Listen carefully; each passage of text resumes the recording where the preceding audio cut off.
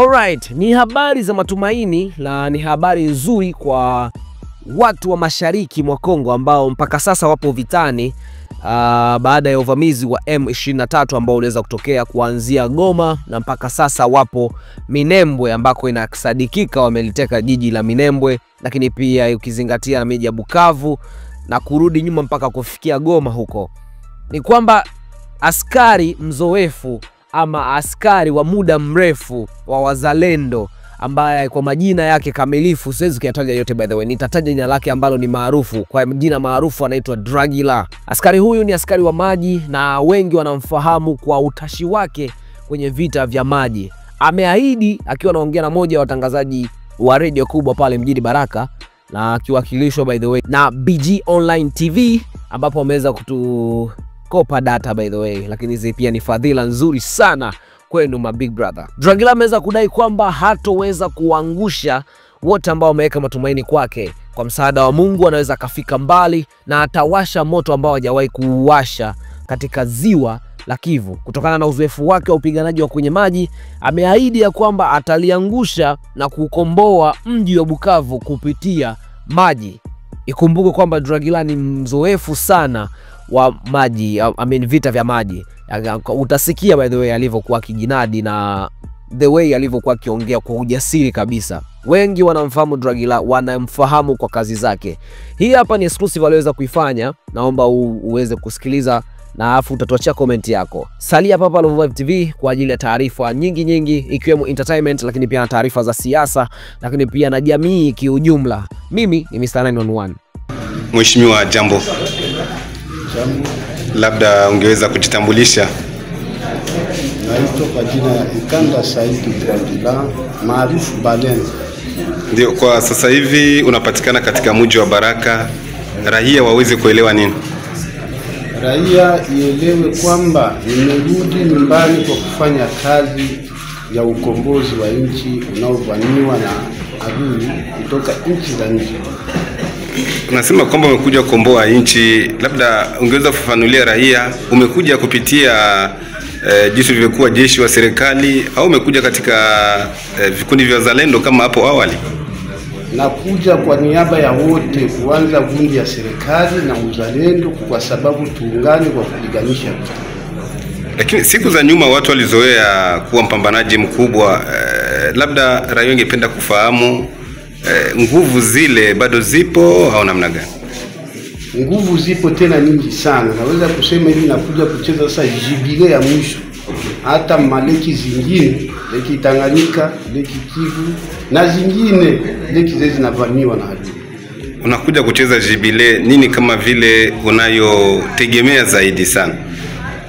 Mimi nategemea kwamba serikali na uzalendo, kwa sababu ni kitu kimoja. Kwa leo wanapigania nchi yao. Na hata na mimi nakuja na ule moyo wa kazi wa kupigania nchi.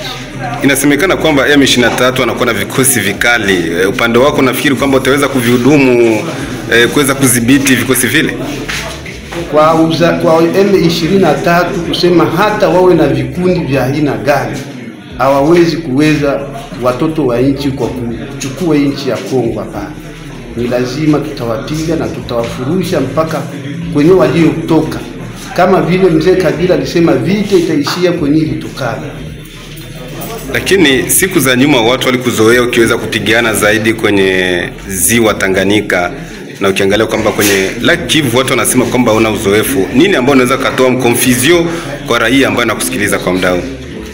Kwanza nalilia sana kwa sababu raia ielewe kama mimi ni mpambanaji wa maji. Sawa vile Lake Kivu wenyewe watajionea sasa kushindia hata mapambano niliyofanya hapa kwenye Lake Tanganyika. Na silaha ambayo watu waliweza kuzoea nayo ambayo ilikuwa ikiitwa Usama, sasa hivi inaonekana kwamba vile haipo, na hivyo raia wanasema kwamba hakuna msaada wote ambao utakuja kuleta kutokana na silaha ile kutokuwepo. Nini ambao utawaambia?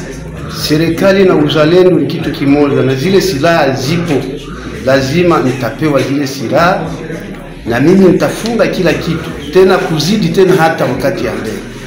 Lakini sasa hivi kwa kuikaa kwako chini inaonekana kwamba vile uzoefu umeweza kupungua. Hili unakubaliana nalo au namna gani? Kwanza hivi uzoefu ndio umezidi kupanda sana. Hivi nakuja na elimu nyingine ya juu sana kushinda hata ile ya mbele kwa uzoefu wa maji. Na hivi watu wakutegemee kwenye upande gani zaidi sana? Upande wa serikali pekee au upande wa wazalendo? Wanitegemee kwa upande wote wa serikali na uzalendo. Kwa nini kuweza kuja upande wa serikali wakati ukiangalia siku za nyuma waliweza kuweka nguvuni? Ni kweli, ni kawaida ya serikali, sheria ni sheria. Na sheria kama ilinihukumu, kwa kweli ilinihukumu na ikaona kweli miaka yangu imetimia ya kutoka kwenye hukumu. Nikatoka kwenye hukumu na hivi sasa ndo narudi sasa kutetelea nchi sasa kufanya kazi. Inaonekana unakuja na ujasiri mkubwa. Nini siri yako zaidi? Ujasiri ni lazima niwe na ule ujasiri kwa sababu ni uzoefu wa kazi. Labda sijui unakuwa na ujumbe gani wa mwisho kwa raia ambayo nakusikiliza kwa muda huu? Ujumbe wangu wa mwisho kwa uraia, watoe ile roho ya wasiwasi ya kusema kwamba adui atadhibiti hii province mbili, hizi territoire mbili, Uvira, Fizi, haitawezekana.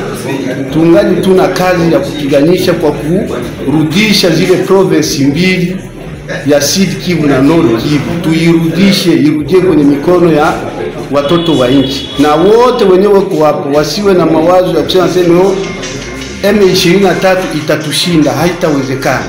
Wakuwe tu na ukimya na wazidi kutuombea na wazidi kututia mikono juu kwa kutusaidia kwa shida zote. Kiongozi, tunakushukuru. Asante sana.